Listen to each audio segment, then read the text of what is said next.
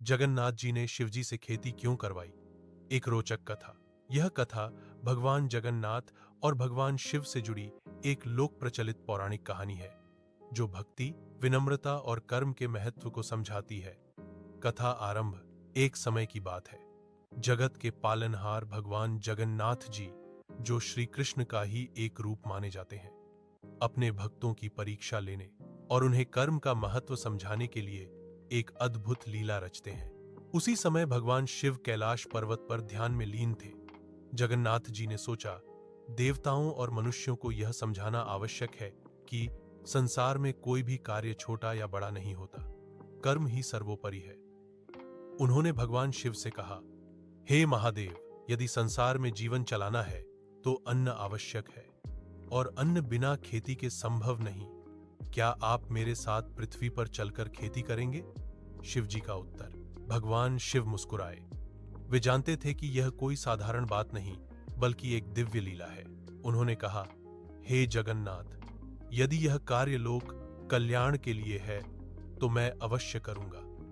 मेरे लिए कोई भी काम छोटा नहीं। और फिर दोनों देवता साधारण मनुष्य का रूप धारण कर पृथ्वी पर आए। खेती की शुरुआत। दोनों ने एक खेत चुना। भगवान शिव ने हल चलाया, मिट्टी जोती, बीज बोए। जगन्नाथ जी ने पानी दिया, पौधों की देखभाल की। गांव के लोग यह देखकर आश्चर्यचकित थे।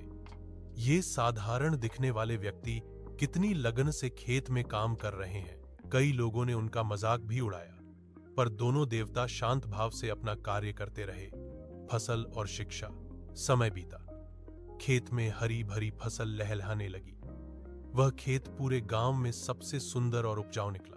तब जगन्नाथ जी ने अपना दिव्य रूप प्रकट किया। भगवान शिव भी अपने असली स्वरूप में प्रकट हुए। सभी ग्रामवासी उनके चरणों में गिर पड़े। भगवान जगन्नाथ बोले, देखो, खेती और परिश्रम से ही जीवन चलता है। जो धरती का सम्मान करता है वही सच्चा भक्त है। भगवान शिव ने कहा, कर्म से बड़ा कोई धर्म नहीं। जो श्रम करता है वही सच्चा योगी है। कथा का संदेश। इस कथा से हमें 3 महत्वपूर्ण बातें सीखने को मिलती हैं। कोई काम छोटा या बड़ा नहीं होता। परिश्रम ही सफलता की कुंजी है। धरती माता और अन्न का सम्मान करना चाहिए। भगवान भी जब लोक कल्याण के लिए खेती कर सकते हैं, तो हमें भी श्रम से पीछे नहीं हटना चाहिए।